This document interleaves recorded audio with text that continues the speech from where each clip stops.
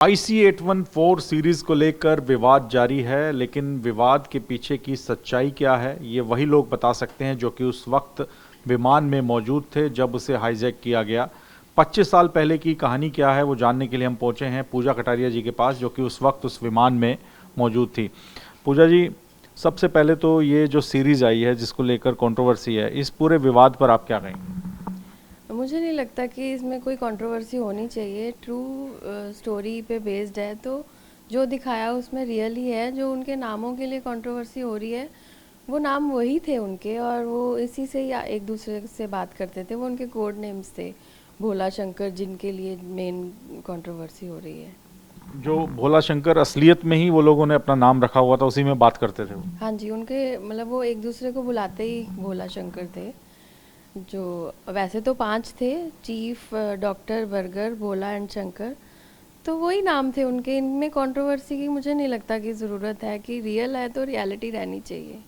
अच्छा, आपके पास ये बुक है, इसके अंदर आपने फोटोग्राफ्स भी हैं। इनमें भोला शंकर कौन है जो उस ये वक्त है, ये शंकर एंड ये भोला। ये इसी इसी कोड वर्ड में आपस में बात करते हाँ थे? जी, वो बोलते ही थे कि भोला को बुलाओ, शंकर को लेके जाओ पीछे, ऐसे ही बात करते थे। मैंने पहले भी बोला हुआ है कि 5 यही नाम थे, चीफ और जो भी। मूवी में बिल्कुल, सीरीज में ऐसा कुछ नहीं है कि थोड़ा एग्जैजरेट करके दिखाया है। सेम वही दिखाया है जो हुआ था। ये सभी हाईजैकर्स हैं जो उस वक्त प्लेन में थे। हाँ जी, ये चीफ थे, ये बर्गर, ये डॉक्टर, ये शंकर, ये भोला, ये 5 थे। इनके रियल नेम हमें बाहर आके पता चले थे, अंदर तो हमें वही चीफ, बर्गर, डॉक्टर, भोला शंकर ही पता थे। तो आप इस पूरे विवाद को कैसे देखते हैं? आप मानते हैं कि ये विवाद नहीं होना चाहिए था, या फिर जो सीरीज के मेकर्स हैं उनको पहले ये सारा कुछ सब कुछ क्लियर कर देना चाहिए था? बस उन्होंने एक्चुअली नाम, उन्होंने जो अंदर थे वही नाम दिए, बट रियल नेम उनके नहीं बताए। क्योंकि अंदर तब तो पता भी नहीं था। हमसे ज़्यादा तो जो कैप्टन को पता है, उन्होंने जो उनकी ऑटोबायोग्राफी से लिया है वो ज़्यादा है। पैसेंजर्स को तो अंदर कुछ भी नहीं पता था कि हो क्या रहा है, हम खड़े भी कहाँ हैं, हमें तो ये भी नहीं पता था। अच्छा मैम, क्या ये बात सही है कि हाईजैकर्स ने इस्लाम धर्म कबूल करने के लिए आप लोगों पे प्रेशर डाला था? प्रेशर नहीं कह सकते उसको। उसमें उन्होंने 2-3 बार, जो डॉक्टर था ये बहुत एजुकेटेड लग रहा था। इसने बहुत 2-3 बार इन्फ्लुएंस करने की कोशिश की। काफ़ी 3-3 1-1 घंटे की स्पीच दी कि इस्लाम धर्म अच्छा है, इसको अपनाना चाहिए। इन्फ्लुएंस किया, और हो भी जाते इन्फ्लुएंस अगर टाइम ऐसा होता तो क्या आप जान बचाने के लिए आप कह रहे हैं कि इन्फ्लुएंस हो जाते हैं, या वाकई में आप उससे काफ़ी ज़्यादा प्रभावित हुए थे? जान बचाने के लिए भी हो सकता है कि हाँ, उस वक्त सब डरे हुए थे कि जो वो बोल रहे थे हम मान रहे थे। ऐसा भी सिचुएशन थी कि हाँ जी, आप जो कहेंगे हम वो करेंगे, बस हमें छोड़ दो। लेकिन आप ये कह रहे हैं कि आप इन्फ्लुएंस हो गए थे कि इस्लाम कबूल कर लेना चाहिए? जैसे वो बोल रहे थे तो लगता था कि इस्लाम बहुत अच्छा वो है। अच्छा, आपको कुछ गिफ्ट भी दिया हाईजैकर्स ने, उसकी कहानी क्या है वो बताएं। एक्चुअली जो बर्गर था ये वाला, ये थोड़ा फ्रेंडली था। ये सबसे बातें कर लेता था, तो मैंने भी उससे ऐसे ही बोला कि कल मेरा बर्थडे है तो प्लीज़ आप छोड़ दो। तो उसने फिर वहीं पर ही मेरा बर्थडे सेलिब्रेट कराया, और उसने फिर अपने जो शॉल ओढ़ी हुई थी वो मुझे गिफ्ट की। ये है वो शॉल। यानी बर्गर नाम से जो हाईजैकर था उसने शॉल गिफ्ट किया हाँ आपको? जी, हाँ जी, उसने ओढ़ी हुई थी और वही शॉल मुझे गिफ्ट की। इस पे लिखा भी है, to by dearest sister and her हाँ हैंडसम हस्बैंड, ये सब लिख के दिया गया? हाँ जी, ये सब, ये फिर लास्ट डे जब उन्होंने बोला हम जा रहे हैं, तो फिर ये मैंने उससे ऑटोग्राफ लिए थे। अच्छा, ये सामान क्या है मैम? ये सब ये हाईजैक से जुड़ा हुआ है, ये सब सामान यहाँ जो रखा है, ये कैसे आप ले आए? ये हमें लास्ट डे उन्होंने पेप्सी और बर्गर खाने को दिए थे, बट उस वक्त कुछ खा नहीं पाए, तो मैं ऐसे ही पैक वापस ले आई थी। एंड ये टूथपेस्ट दी थी ब्रश करने के लिए लास्ट डे पे। अच्छा मैम, अब अगर हम हाईजैक की कहानी पर आएँ तो वो कहानी क्या है, अगर वो बताना चाहें आप हमें, क्या हुआ क्या था एग्जैक्टली? हाईजैक तो बस उस वक्त तो नाम भी किसी ने कम सुना होगा कि हाईजैक होता क्या है। हमें तो पता भी नहीं था कि हो क्या रहा है। 2 दिन उन्होंने हेड्स डाउन ही रखवाए कि आप हेड्स डाउन करके रखो। ये तो बाहर आके पता चल रहा है कि अच्छा, ऐसे उन्होंने इतनी डिमांड्स करी थी, इतना कुछ था। बट अंदर हमें कुछ नहीं पता था, किसी पैसेंजर को भी नहीं पता था। तो वो वक्त कितना मुश्किल था, और आप मानते हैं कि अमृतसर में उस प्लेन को रोका जा सकता था? जो कई एक्सपर्ट्स ने भी कहा कि वहाँ पे एक एक्शन कोई होना चाहिए था, कोई ऑपरेशन होना चाहिए था, यात्रियों को आगे वहीं पे उतारा जा सकता था। हाँ, ये तो मैं भी मानती हूँ कि अमृतसर में कमांडो अटैक होना चाहिए था। उस वक्त आप बचा सकते थे बहुत कुछ, जो ये 3 टेररिस्ट छोड़े हैं इनको ना छोड़ना पड़ता। पता नहीं हम रहते ना रहते, कैजुअलिटीज़ होती और भी, बट उस वक्त हो जाना चाहिए था अटैक। ये तो गवर्नमेंट की उस फेलियर है कहीं ना कहीं।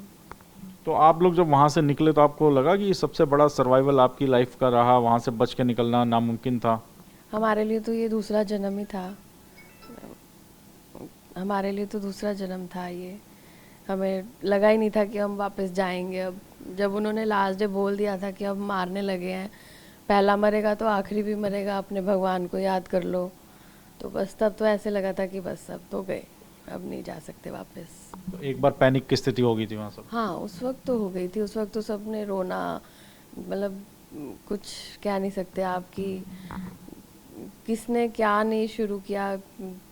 जो पाठ कर सकते थे, जिस भगवान को याद कर सकते थे, सबको याद कर लिया, बट हमारी किस्मत थी, हम बच गए। तो आप लोग हनीमून पर गए थे अपने हस्बैंड के साथ आप हनीमून पे थे उस टाइम? हाँ जी, मैं हनीमून से वापस आ रहे थे, एंड मेरा 24th बर्थडे था उस प्लेन में। और कितने वहाँ पे और ऐसे कपल्स थे आप जैसे, और उनमें से एक व्यक्ति को मार भी दिया गया था? हाँ, 26 हनीमून कपल्स थे जो न्यूली वेड्स थे। उसमें से एक गुड़गांव के जो रुपिन कटियाल थे, उनको मारा था।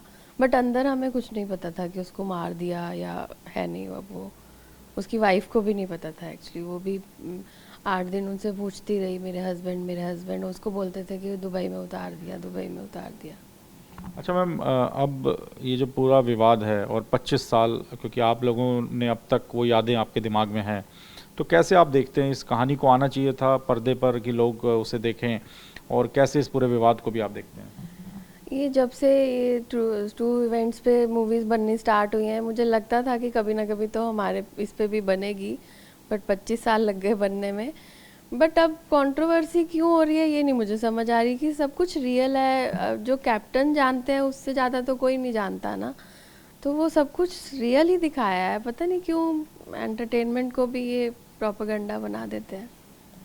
अच्छा, ये कभी आपके जहन से, वैसे सवाल अपने आप में इसका जवाब है कि शायद निकालना ही काफ़ी मुश्किल रहेगा, हमेशा ये यादें आपके साथ रहेंगी, अभी भी दिमाग में वही सब चलता है? सीरीज़ देखकर आपको लगा कि यही हुआ था और यही दिखाया गया? वो तो दोबारा जैसे ही सीरीज स्टार्ट की तो पूरा रिलीव हो गया कि यही हुआ था सब कुछ।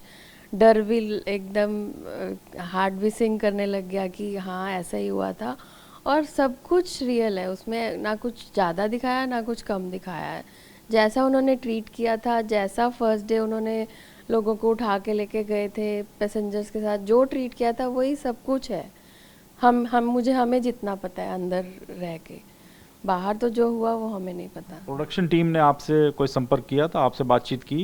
ये सारा कुछ जो टीवी पर दिखाया गया, इस कहानी में आपका भी कुछ सुना गया, आपसे बात की गई?